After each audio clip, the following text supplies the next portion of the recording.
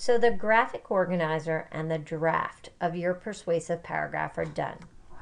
But before we go into some real revising, let's do a quick review to make sure that you have everything you need in this graphic organizer and paragraph. Now, I made two big changes over the course of the planning, and if you finished early, let's make sure you have what you need. So, the first change I made was I color-coded each of the sentences.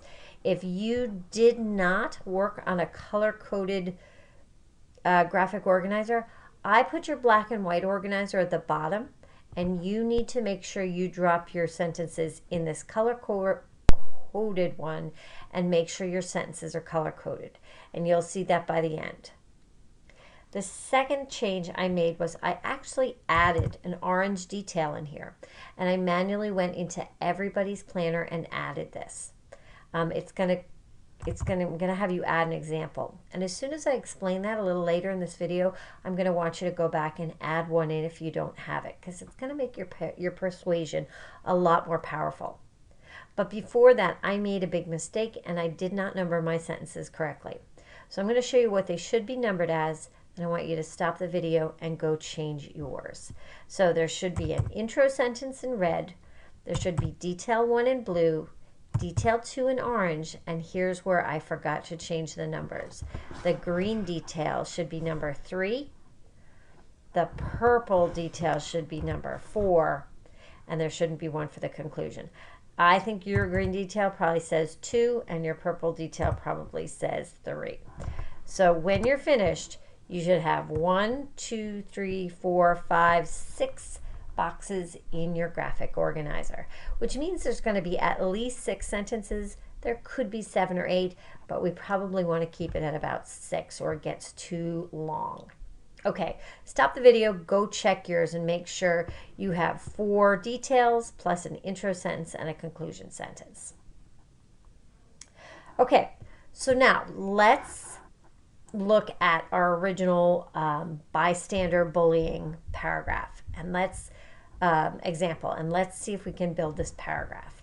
So you originally read the article, excuse me, you read the article and you did your perspective chart where you broke out all the opinions for one side and all the opinions for another, and then you chose the opinion that you liked best.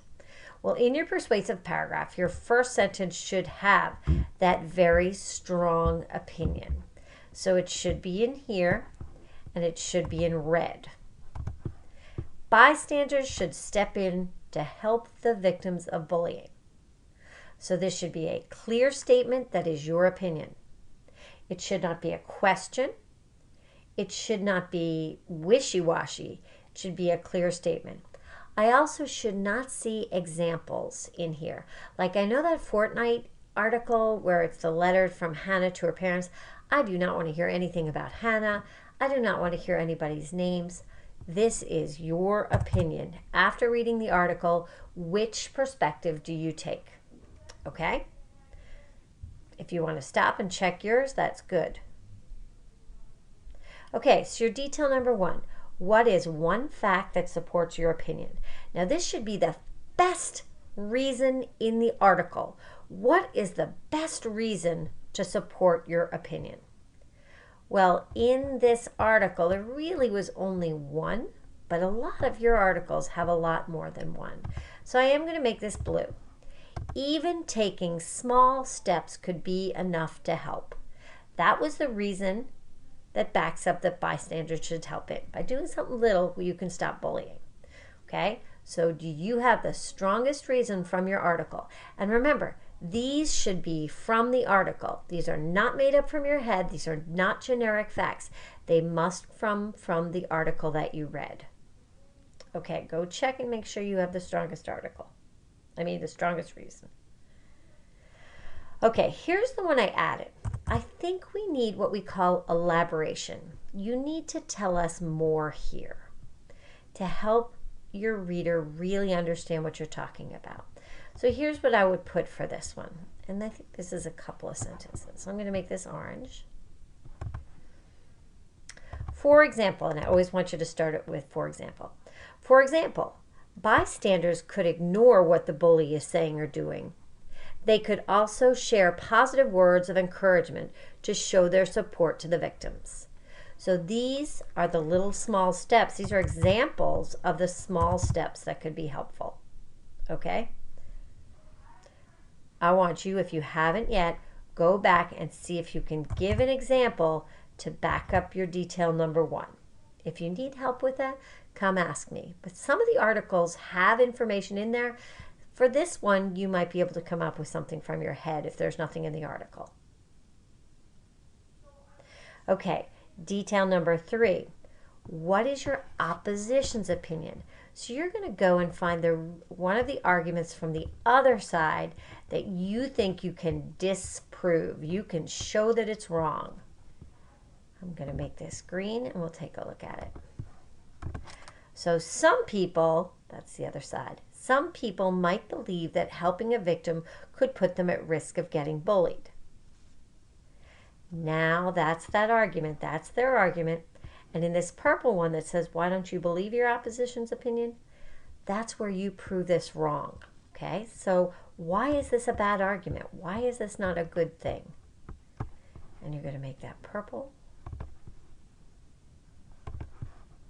While bystanders should not put themselves in danger, the steps to take are actually safe and simple. And finally, we have our conclusion. Now, your conclusion, if you've learned about writing paragraphs, your first sentence and your last sentence should say the same thing, but in a different way. We call it a sandwich. This is the top bun, this is the bottom bun or bottom piece of bread, and all these are like the meat and the cheese and the pickles and the mayonnaise. But this and this should be the same, okay? It's just said in a different way. So we're going to say, make this black. If the bystanders choose to help, more victims will receive the help they need to stop being bullied. That's a lot about this. This is almost the same. Okay, then you put it all together down here, and you have to read it to make sure it makes sense. So I want to see it in color so I can see you have all the pieces. I want to make sure you read it. So, bystanders should step in to help the victims of bullying. Even taking small steps could be enough to help.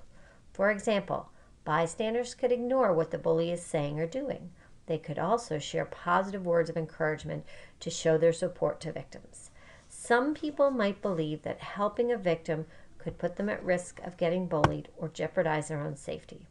While bystanders should not put themselves in danger, the steps to take are actually safe and simple and can make a huge difference for most victims. If the bystanders of every bullying incident work together to ignore bullies or saying kind things, more victims would receive the help they need to stop being bullied. Okay, make sure you go and check your paragraph. Make sure yours is structured the same way as this one. When you're ready, you can come over and I'll get you set up for the revision activities. Thanks.